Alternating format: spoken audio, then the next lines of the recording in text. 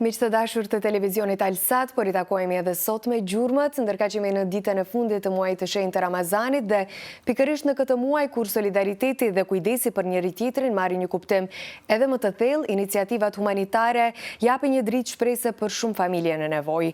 Një organizatë e përkushtuar ka arritur që përgjatë gjithë muajit të Ramazanit të shpërndajë mbi 1000 iftare çdo ditë, duke mbështetur kështu jo vetëm familjet në nevojë, por edhe studentët.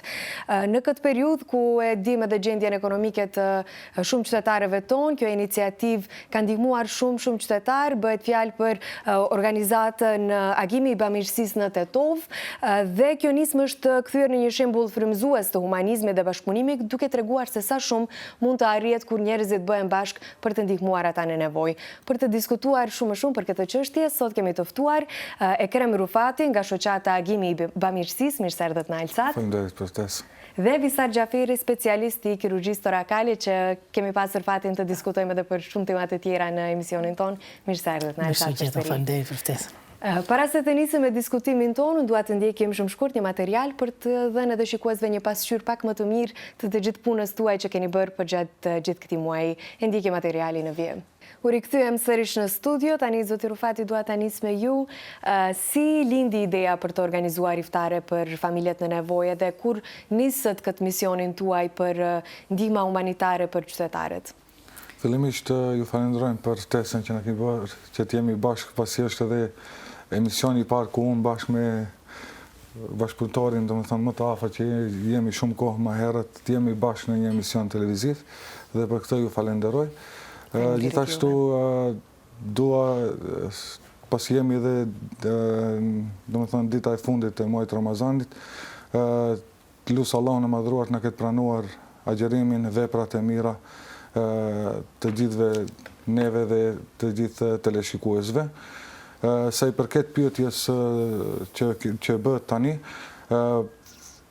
këtë projekt, pra Sofra e Ramazanit është një ndër projektet e para që ka nisur nisma edhe projekteve tjera. Pra, Sofra e Ramazanit ka filluar nga viti 2013, ku bashkë kemi qenë edhe atëherë me doktorin e nderuar, doktor Visarin.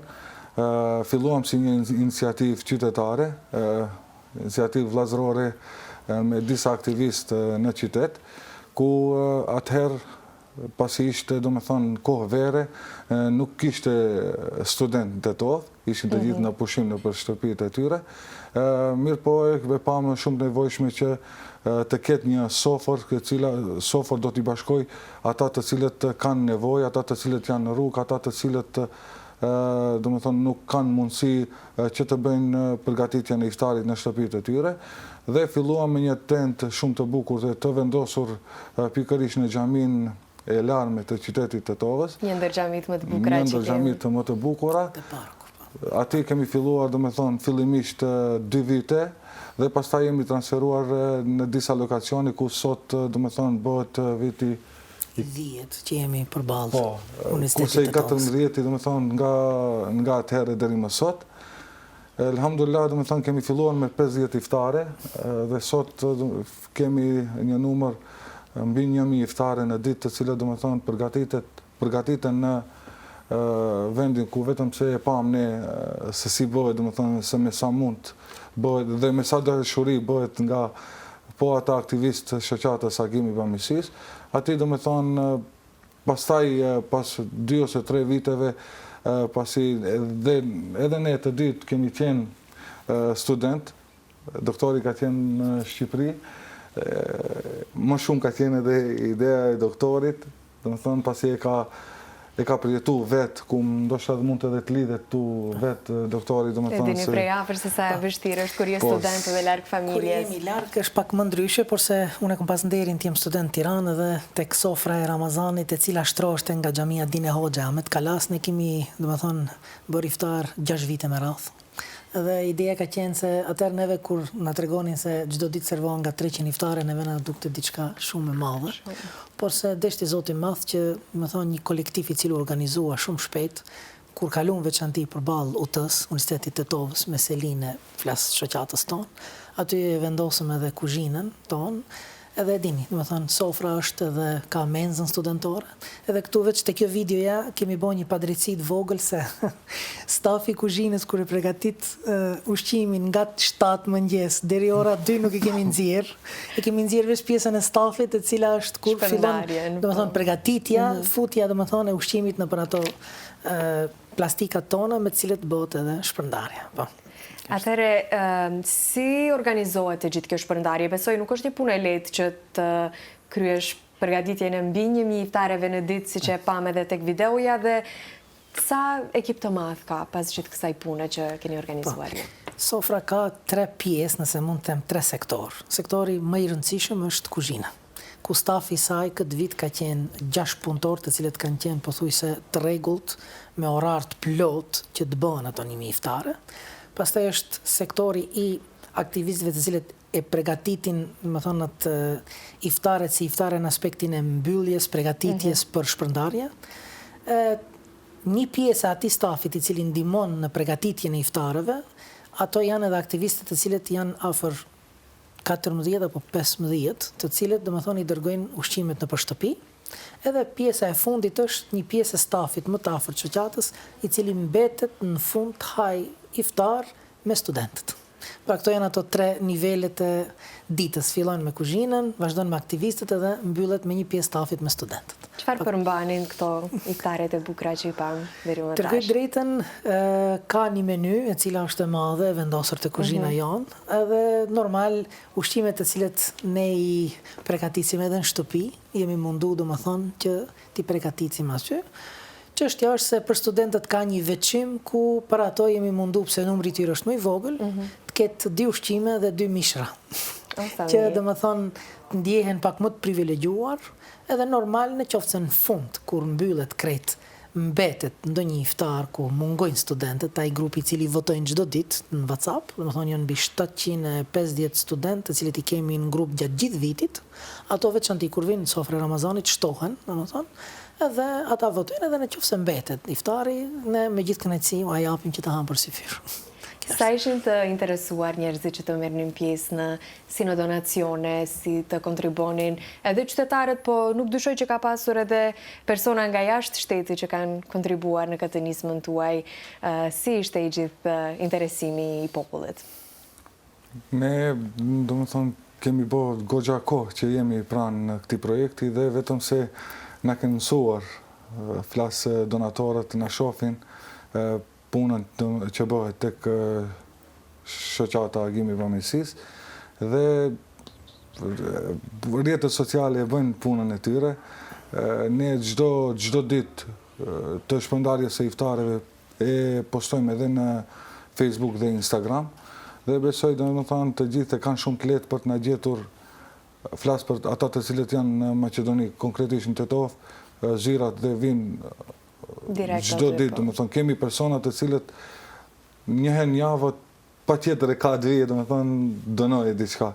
Flas materiale financiare, kurse pjesa e aktivistëve janë ata të cilët edhe ata janë të gjithë vullnetarisht. Nuk përveç pjesës së kuzhinës, disa janë të cilët marrin pak, kurse shumica janë pa paga, janë aktivistë, pa para, punojnë vullnetarisht. Neve, përveç që kemi ato që i thatë jashtë shtetit, që ndihmojnë, kemi edhe firma, për shembull, të cilët nuk e dia është në rregull ti përmendim emra, të cilët donojnë artikuj ushqimor, japin, edhe ajo synimi jon ka qenë që një pjesë e këtyre të ardhurve t'jenë nga ata të cilët me kurreshtje, po pothuajse çdo vit, nga kur ka filluar projekti, kanë kërkuar ta paguajnë shpagimin e mosagjerimit. Ajo quhet gjuhën fetare fidje, kompenzimi, edhe ata tani kanë një adresë goxha të mirë, ku vinë çdo vit edhe thonë prindi im, nëna ime, babai im, është në moshë, nuk mund ta agjeroj, nëse ka mundësi edhe kur pyesin për çmimin e din, për shembull kalkulimin ta bëjnë për një muaj se sa duhet të paguajnë për këtë. Pak a shumë kjo është ajo rezumeja e donacioneve tek ne. Është shumë një pjesë shumë e bukur që e kemi neve si atribut, si shoqëri, që pikërisht ky muaj i shenjtë i Ramazanit na mundson që të jemi shumë të mirë me njëri tjetrin, të japim sa më shumë edhe të kontribuojmë tek ato që ka nevojë. Në cilat zona apo komunitete jeni fokusuar më shumë? Di që kjo shoqat është në Tetova, ka funksionuar vetëm në Tetova ose keni shpërndar edhe më gjerë? Po, normalisht shoqata, më thonë, flasim për çështjen e sofrës, është fokusuar tek nevojtarët e qytetit tonë.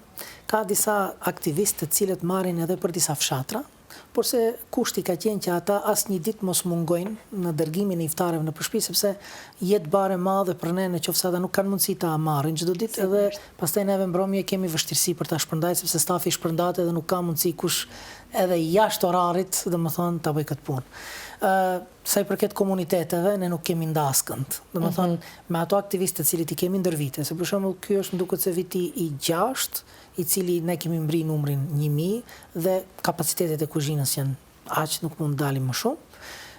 Nuk flasim për nacionalitete, por jemi bazuar mbi nevojat. Edhe çdo aktivist i cili na ka, domethënë, shtri çështjen e bashkëpunimit, i kemi kërkuar që në lagjen e tij ku jeton, nëse mund t'i fokusoj familjet, domethënë t'i di familjet cilët janë nevojtare, edhe ne jemi mundu, domethënë janë diku afër 170 apo 180 familje, duke mos bë përjashtime.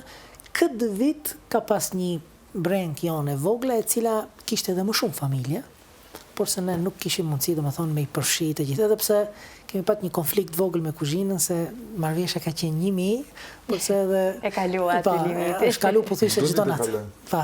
Vini 1100, domethënë çdo ditë Shumë e kalon. bukur kjo. Atëherë do të ta ndërprej shumë shkurt këtë bisedë për një hapësirë publicitare dhe do të rikthehemi përsëri në studio për të vazhduar të njëjtën. Qëndroni me ne. U rikthyem sërish në studio, të vazhdojmë diskutimin tonë të bukur. Jemi drejt fundit të këtij muaji të shenjtë Ramazanit dhe është shumë bukur kur flasim për gjërat bukura dhe të gjitha aktet humanitare që keni bërë gjatë këtij muaji, por jo vetëm. Nuk dyshoj se të tilla akte nuk është shumë lehtë për t'i arritur. Çka ju motivon juve më shumë për të vepruar në këtë aspekt? Normalisht, muaji Ramazanit është muaj i veçantë ku shpërblimet në këtë muaj janë diçish më ndryshe nga muajt tjerë. Neve normal, ajo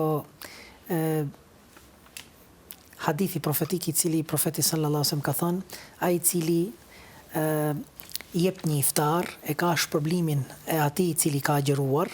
Kjo na motivon më shumëti, domethënë për kjo sofër, domethënë tjetë të vazhdoj, edhe dëshira jonë është që edhe të trashëgohet nga gjeneratat e ardhshme pas neve, me qëllimin e vetëm që shpërblimit na shkojë edhe neve, të cilët jemi edhe iniciuesit e saj, por se normalisht Ekremi e thot disa herë se kur dikush na adresohet neve dhe na thot se kemi nevojë, ajo na shtyn gjithashtu edhe më shumë, domethënë për të qenë afër atyre të cilët kanë nevojë për iftare veçanti gjatë muajit Ramazanit. Zotëri Rufati, për ju, çka ju shtyn për të bërë të gjithë këto punë humanitare që janë shumë të rëndësishme për gjatë muajit të Ramazanit, por jo vetëm, sepse juve veproni edhe gjatë gjithë vitit? Është kënaqësi dhe, domethënë, ta them privilegj, ti je i zgjedhur i Zotit në këtë rast për të qenë në ndihmë të atyre të cilët kanë nevojë, në ndihmë të jetimëve, pasi ne shumë mirë e dim kush ledhaton, domethënë, kokën e një jetimi në këtë botë do të jetë bashkë me atë të cilin të gjithë e duam, me profetin e dashur Muhammedin alayhis salam, pasi kjo fjalë është vetë hadith profetik, edhe domethënë adresohemi te ky hadith, është me të vërtetë një ngjësi të cila nuk mund të përshkruhet me fjalë, vetëm ne lutim Allahun që Allahu të na ruaj sinqeritetin neve dhe gjithë atyre të cilët kontribuojnë. Ne thjesht dërgojmë amanetin, domethënë për atë përgjegjësi të cilët ne kemi marrë, domethënë është një përgjegjësi shumë e rëndë, pasi dikush e ka shumë lehtë të jap disa të holla ose të jap shembull një diçka prej pasurisë së tij, por se më bara është me të vërtetë mbi ne, ku duhet domethënë me përpikshmëri të dërgosh amanetin pasi ai ta ka besuar atë amanet, dhe ne mundohemi domethënë në maksimum që të jemi sa më korrekt Flas edhe me donatorët, por edhe me ata të cilët kanë nevojë, thjesht ndoshta ndonjëherë nuk mund edhe t'i arrim kërkesat të cilat i kemi nga nevojtarët. Ashtu e përmendi edhe doktori, vetëm tek iftaret kemi pat shumë kërkesa që t'i mbulojmë, por se ne nuk kemi hapësirë dhe nuk kemi mundësi për t'i përgatit. Gjithashtu kemi edhe kuti ushqimore, kërkesa, domethënë çdo dishme të themi, po elhamdulillah edhe ajo menaxhohet fal një ekipi të cilët kemi, domethënë një stafit mrekullueshëm që janë të shoqata e agimit pamësisë. Asnjë punë nuk bëhet vetë, nuk mund të bëj unë as edhe një punë vetë, as edhe doktori, po jemi të gjithë bashkë, edhe bashkë besoj edhe ne ku nuk do të jemi nesër, besoj që këto projekte nuk do të ndalen edhe do të vazhdojnë më të tjerë. Pikërisht edhe këtu deshta dalë se kjo është një punë zinxhir që duhet një ekip i tërë për ta realizuar. Cilat janë disa prej sfidave më të vështira që përballeni kur keni organizime të tilla, që janë shumë të mëdha në numër, por kapaciteti nuk është se të lejon edhe të dalë shumë? Sfidat, për shembull, janë disa, më thonë, këndvështrime, nëse mund t'i quajmë, ose në disa sfera. E para është, për shembull, kur shtohet numri i kërkuesve për iftare, është obligimi ynë me i përzgjedh ato të cilët janë më nevojtar. Kjo është e para. E dyta, çështja e pagesave. Për shembull, nga ajo shpejtësia, jeta dinamike dhe dëshira për të kontribuar kur dikush motivohet duke pa, domethënë një klip siç e nxorët ju, për shembull, ai për shembull nëse e njeh dikën nga ne ose nga kryesia, ai nuk don për shembull ta dije cila është kontoja ose PayPal-i ose diçka tjetër, ai thot ka mundësi me të dërguar ty në Western Union ose në RIA, se e kanë celular. Domethënë një shok më tregoi një herë, tha, shpesh ju shoh tha kur jam në semafor. Duke shkuar në shtëpi kur pres në kolonë në Zvicër, u shoh juve dhe atëherë më kujtohet. Kjo pak na e ngarkon punën sepse duhet një menaxhim goxha i mirë i të ardhrave. Për shembull, sfida tjetër është kur vin puna e domethënë ndarjes atyre të cilët paguajnë për shembull për iftare, për shembull për dëmshpërblimin e asaj kompenzimin e mosagjërimit, ose ata të cilët e kanë atë për dhënje zekati, ose ata të cilët e kanë për fitra, ose e kanë për sadaka. Domethënë të gjitha duhet rigrupohen, domethënë si më thonë ndahen edhe në saj menaxhohen. Edhe kemi pak ndonjëherë vështirë, veçanti kur vin fundi Ramazanit me kutijat e dinë kremi, por se besojmë se kur e kemi, siç thaj, sinqerisht këtë punë dhe kur kemi një jetë mirë, Zoti na i lehtëson, na i hap rrugët. Edhe gjithçka rrihet, pa diskutim. Të tilla vepra vijnë edhe me momente shumë të vështira, shumë emocionale, për shkak se këto punët sociale janë pak të vështira për t'i përballuar edhe emocionalisht. A keni pasur ndonjë moment ndoshta që ju ka prekur më së shumti emocionalisht për gjatë gjithë punës tuaj ndër vite, që mund ta ndani me ne dhe shikuesit tanë? Tu do lidhem unë të kjo pjesë. Unë bashk kam qenë në ekipin e terenit ku kam shpërndarë, domethënë sikush nga ne ka shembull dikush 20 porcione, dikush ka 15, varësisht sa familje ka. Dikush ka 50, dikush ka 70, edhe unë isha një prej ekipit i cili domethënë dërgonte ushqimin tek shtëpit e familjeve në nevojë. Domethënë të asaj të cilët më kishin rahi se që unë t'i kem. Dhe kisha një nën të them në mosh, e cila jetonte vetëm në banesë, edhe unë çdo vit i dërgoja iftar, edhe e dinte. Telefonit, po. Edhe vitin, jo këtë vit, domethënë, jo këtë Ramazan, flas për Ramazanin e kaluar, javën e parë unë nuk munda të marr për shpërndarje për iftar, edhe çdo herë doktori merr në iftare, domethënë që të bëhet ekipi sa më i madh për t'i dërguar, domethënë ata ideja është ata familje të cilët i ke pat dhe e din që kanë nevojë, mos e lejosh që mos i dërgosh iftar, domethënë se ai mund të pretë. Dhe kjo është ajo të cilët ju e bëhet pyetje, domethënë që më ka prekur shumë thellë, është domethënë pasi kaloi një javë unë shkoj trokas në derë, e kishte domethënë edhe numrin nuk mund ta gjej, shkova direkt në derë dhe tha mendova se më keni harruar.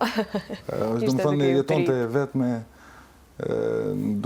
në banesë, nuk kishte familje, domethënë e cila ajo nuk mund të përgatitte ushqim. Dhe këtë unë domethënë nga kjo studio lutem që Allahu ta mëshiroj pasi vjetë më tha, nëse ka mundësi të ma dërgojsh deri te kati i tretë, ati tha se nuk mund të zbres, dhe morën vesh që ka ndru jetë, do me thonë Allahu e mëshiroft, dhe ne ka, do me thonë, disa vite që i kemi dërgu iftar, do me thonë, vetë desha të ndaj si moment emocional të cilën, do me thonë, e kam përjetu vetë dhe të ndaj edhe me ju. Shumë e bukur kjo është. Problemi është njerë se kur na ndajmë dë një rolet mrenda, ai cili ka dërgu iftare dikunt e ka pak vështirë në ditët e para t'ja transferoj dikuj tjetër. Edhe jo vetëm kjo raste, disa raste ka pas ku këtë kemi pas vështirë të arrim, edhe normalisht familjet me njerë kanë kujtu se, domethënë, janë lënë pastore. Si reagojnë pikërisht të familje që përfitojnë nga këto iftare, që ndoshta duken gjeste të vogla, por për këto familje në nevojë janë një pjesë shumë e madhe e ditës së tyre? Normal, një pjesë e mirë e tyne, ata për shembull i njohin personat të cilët u dërgojnë iftaret.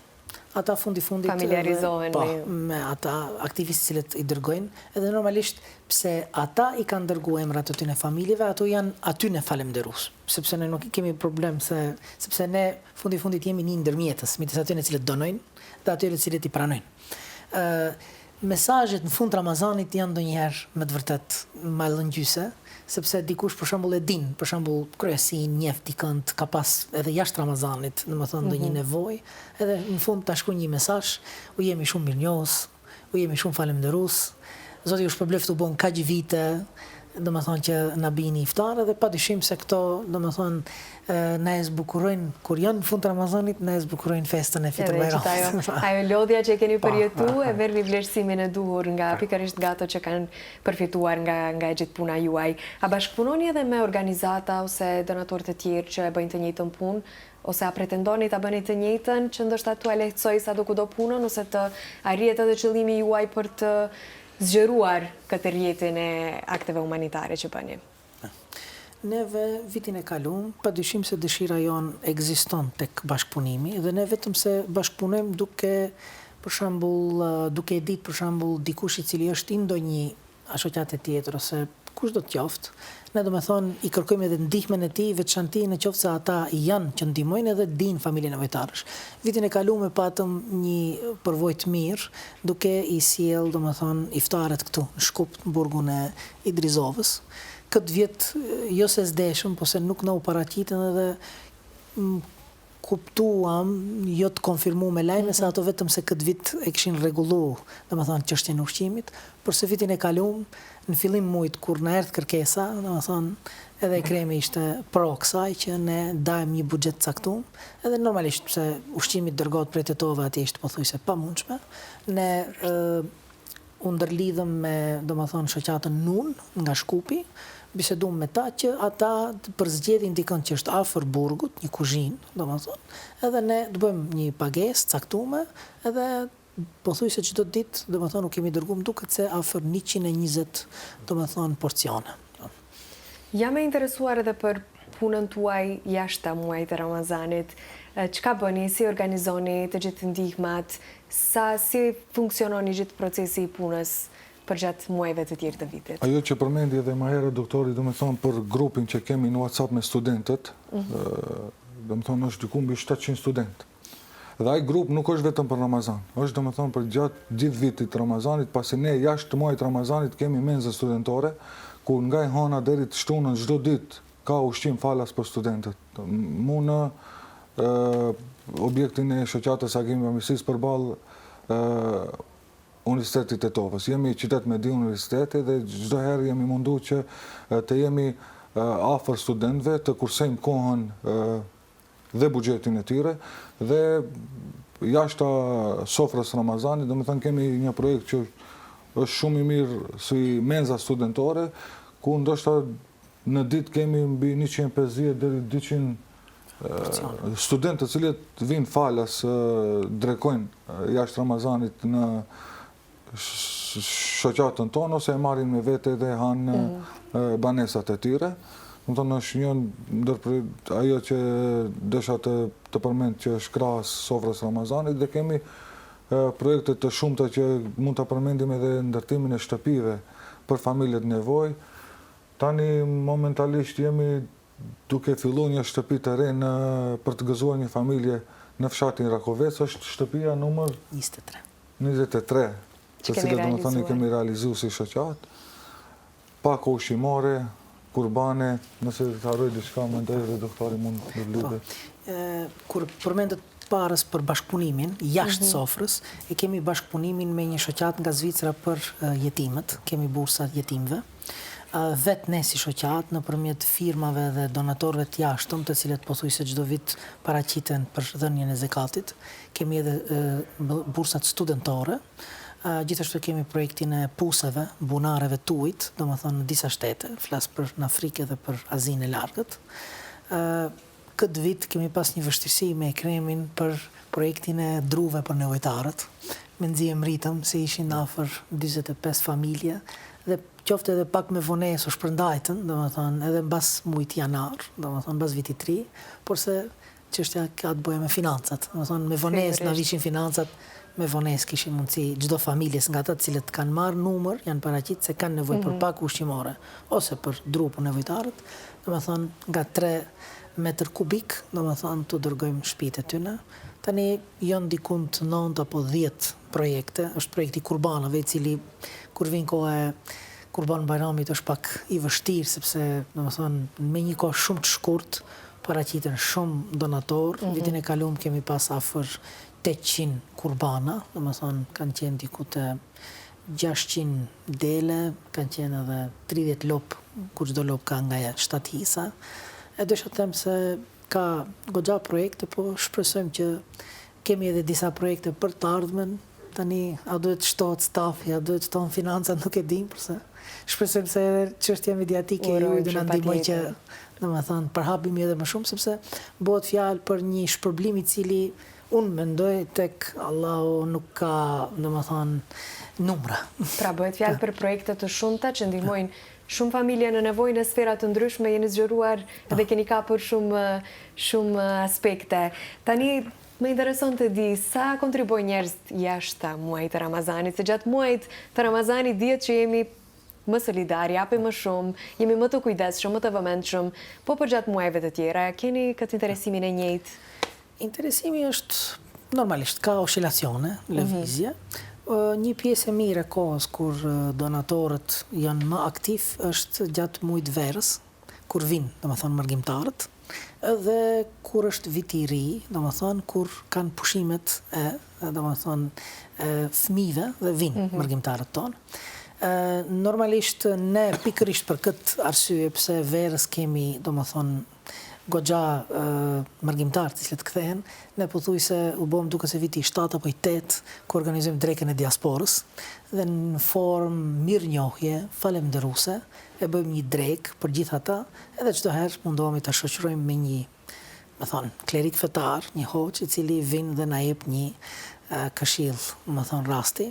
Qëllimi është që neve jo t'i shpalosim projektet, sepse projektet nuk është diçka që fshehim, por se është një organizim i cili duam të jemi, domethënë, bëjmë një afërsi më të madhe, edhe në qoftë se dikush, për shembull gjatë Ramazanit, po edhe jashtë Ramazanit, një pjesë e mirë e donatorëve janë të cilët na shkruajnë numrin e telefonit shoqatës, na kontaktojnë personalisht, por se me ta nuk shifemi. Edhe kjo na bën neve që domethënë ndjehemi pak si më thon, jo aq më thon si kleçëm në aspektin se nuk kemi arrit të takohemi një herë, prandaj kur vin vera, kur edhe të vendit, më thon, flas për firmat të cilët na ndihmojnë në mënyrë të vazhdueshme, edhe ata i ftojmë me një drek, por se edhe Ramazani kur është, e bëjmë iftarin vjetor të shoqatës, ku mundohemi edhe atëherë, domethënë, t'i ftojmë të gjithë edhe të shfaqim një shenjë falënderimi ndaj donacioneve të tyre. Mërgata jonë pra ka dëshmu ndër vite se janë shumë të kujdesshëm edhe kontribuojnë shumë për vendin e tyre. Sa tani para se të shkoputemi shumë shkurt për një hapësirë publicitare, të më thoni si mund të kontaktojnë të gjithë qytetarët që janë të interesuar që të donojnë në shoqatën tuaj? Munden, domethënë, nëpërmjet rrjeteve sociale, Facebook dhe Instagram, Agimi i Bamirësisë. Aty janë të shënuara të dhënat edhe numrat e telefonit të shoqatës tonë. Pasi jemi edhe tek tema e iftareve, do më thonë vetëm se ka përfundu, mo nuk pranojmë, ka 3,5 euro, do më thonë 3 euro gjysë ka qenë një iftar, mo e kemi kry këtë mision, do më thonë kulmi i donacioneve që si që përmendet më herët është në muajin e Ramazanit. I falenderojmë publikisht gjithë ata të cilët do më thonë kanë donuar, qoftë financiarisht, qoftë edhe fizikisht, do më thonë kanë ardhur, kanë ndihmuar si pjesë e stafit të shoqatës tonë. Mund na gjejnë shumë lehtë, jemi përballë shkollës së mesme të mjekësisë, ku është edhe Ramstor 3 aty, përballë shkollës, përballë universitetit është menza, ku aty janë edhe zyrat e shoqatës Agimi i Bamirësisë. Para se të vazhdojmë në pjesën tonë të fundit, do të shkëputemi për një hapësirë publicitare dhe rikthehemi përsëri në studio. U rikthyem sërish në studio për pjesën tonë të fundit të këtij emisioni. Deri tani folëm për të gjithë nismën tuaj dhe të gjithë organizimin e një ekipi të tërë që kanë ndihmuar përgjatë këtij muaji. Do të ndalem pak tek ju personalisht. Çka do të thotë për ju personalisht të shërbeni gjatë Ramazanit, por edhe jashtë Ramazanit, dhe sa e rëndësishme është solidariteti përgjatë të gjithë vitit? Tani, kur je dhe mjek, këto të dyja, do më thonë, kanë një përfundim. Pra, çështja është të shërbimi. Unë mendoj se sot në këtë kohë, do më thonë, kur jetojmë, do më thonë, këtë epokë të rrjeteve sociale, unë mendoj se është shumë lehtë për mendimin tim të bësh publike ndonjë nismë. Edhe ajo nismë do i gjej gjithë komponentët që ajo të ketë sukses. Por se nuk e diskutojmë atë që e tham, e përsëritëm, do më thonë, disa herë, se e para është e një jetë i mirë, dhe tjetë diçka, do më thonë, padyshim e lejuar dhe diçka e preferuar. Dhe sepse në këtë kohë të tyne rrjeteve sociale, kur diçka po mundosh ndihmosh, shërbesh jashtë profesionit dhe njerëzit njohin se vetëm je dukun, për shembull, unë jam spital, e kremi është në komunën e Tetovës i punësuar, gjatë gjithë kohës jenë shërbim. Edhe normal se kur diçka don, do më thonë, të bësh jashtë orarit punës, që unë mendoj se rinia sot i ka gjitha komponentët e mundshme dhe gjitha aftësitë, ku e dim se çfarë aftësish kanë, do më thonë, shqiptarët në përgjithësi. Madje ndonjëherë fatkeqësisht edhe për keq, ne jemi orientuar për gjërat mira dhe duam që, do më thonë, të bashkohet ai mozaiku. Për shembull, dikush donoj, dikush të theq, dikush, do më thonë, të vi. Nëse nuk ka mundësi financiare, ka mundësi fizike, ose ka për shembull dikush na ndihmon çështjen e rrjeteve sociale, do të thonë ka aftësi për shembull për të kriju video ose të bëj, do të thonë, reels, ose do të thonë thotë këtë du ta bëj, do të thonë, nga dëshira ime sepse punoj dikun tjetër dhe kjo më duket si hobi.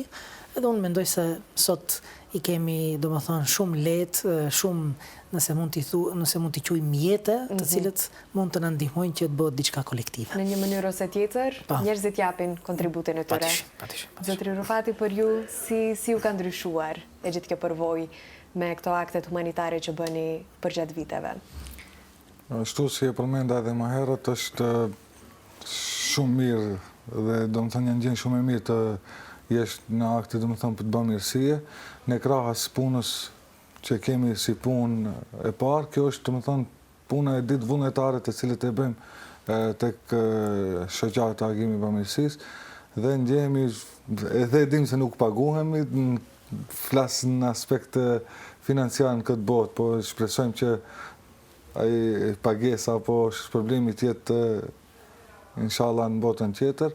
Është me të vërtetë, do më thonë, kënaqësi që të punosh me njerëzit të cilët kanë nevojë. Sot ishim me një aktivitet bashkë me doktorin dhe kemi shpërndarë diku 1000 dhurata Bajrami për fëmijët e qerdheve në qytetin e Tetovës. Do të thonë, kemi mbulu gjithë fëmijët të cilët janë në qerdhe të qytetit, falë bamirësisë të cilët kanë bërë. Në këtë projekt kemi një donator, do më thonë, i cili don të mbetet anonim, i ka përgatitur vetë me familjen e tij të gjithë pakot e Bajramit, ku sot ishim tek fëmijët, do më thonë, për t'i shpërndar, dhe morëm një dhuratë shumë të bukur në qerdhen tek qendra sportive, ku ata fëmijë domethënë kishin bërë një dhuratë për ne, faleminderit që nuk na harroni, domethënë çdo vit ne shkojmë. Ne është një projekt të cilin domethënë e kemi bërë edhe vitet e kaluara dhe çdo bajram, edhe Fitër Bajram, edhe Kurban Bajram, i vizitojmë fëmijët dhe me të vërtet ati e shohësh se me të vërtet është një kënaqësi, jo vetëm të ndihmoni atë stresën të cilët kanë nevojë, po edhe të gëzosh edhe fëmijët në Fitër Bajram apo në Kurban Bajram është një kënaqësi e cila domethënë nuk përshkruhet me fjalë. Edhe në këtë mënyrë merrni të gjithë vlerësimin e edhe duke mos i ndarë, sepse domethënë Edin Ekremi ka qenë edhe ide ati që mos kemi ndarje tek ata të cilët u japin paku. Të jepet edhe Maqedonasve, të jepet edhe shqiptarëve që ato mos e ndjejnë veten se janë të diskriminuar, edhe pse nuk është festa e tyre, por se të gjithë fëmijët gëzohen sepse kanë marrë një paku me ëmbëlsira për shtëpi kur nesër, edhe pse nuk e kanë bajramin e tyre, ata të ushqehen domethënë me gjëra të ëmbla. Gëzim edhe ndihmë kolektive. Ju falenderoj shumë që ndatë kohën të ishit sot prezent me ne dhe të ndani të gjithë këtë organizimi nismën tuaj, aktet humanitare. Ju falenderoj publikisht për të gjithë punën që bëni ju, por edhe ekipi juaj dhe të gjithë ata që donojnë dhe japin për familjet në nevojë dhe falenderit shumë që dha të gjithë këtë bisedë për neve të shikuesit tanë. Zoti ju shpërblet për ftesën. Shpresojmë që deri diku të ketë shku zoni jonë që tjetet kjo diçka tradite çdo vjeçme. Falenderit shumë.